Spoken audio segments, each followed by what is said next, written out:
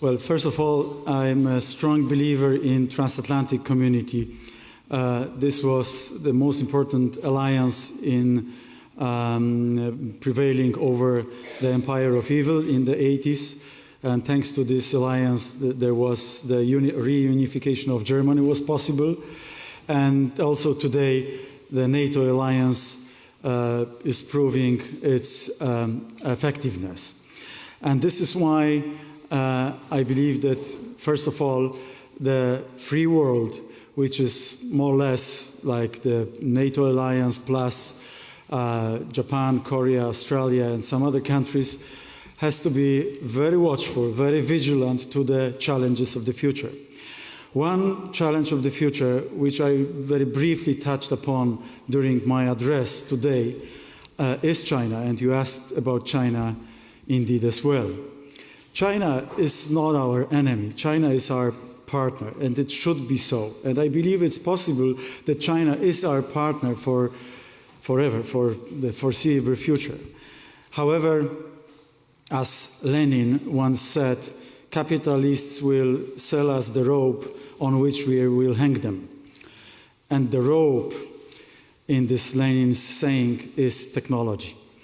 And the West sold or gave away the technology to China and created a huge superpower out of China. Definitely the superpower number 2 or number 1 in the world. And this is a silent tiger.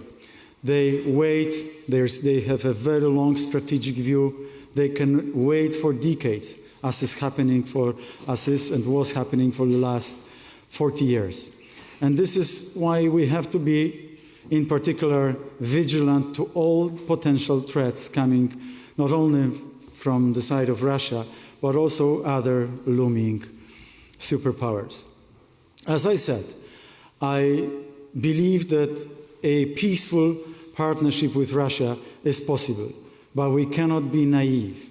The technology given to China is turned into different pieces of industry or defense industry in particular, which thereafter can create enormous difficulties for the entire world.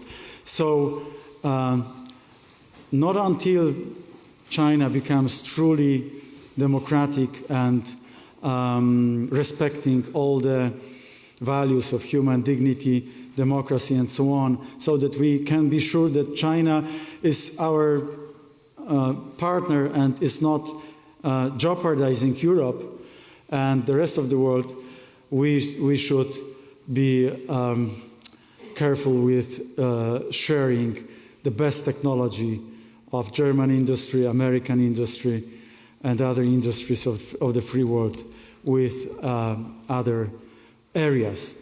I focused on China, but the same goes, or even more, with some dictatorships in other parts of the world, which are even more brutal, which are much more brutal than China. So this very narrow path, this very delicate balance has to be found.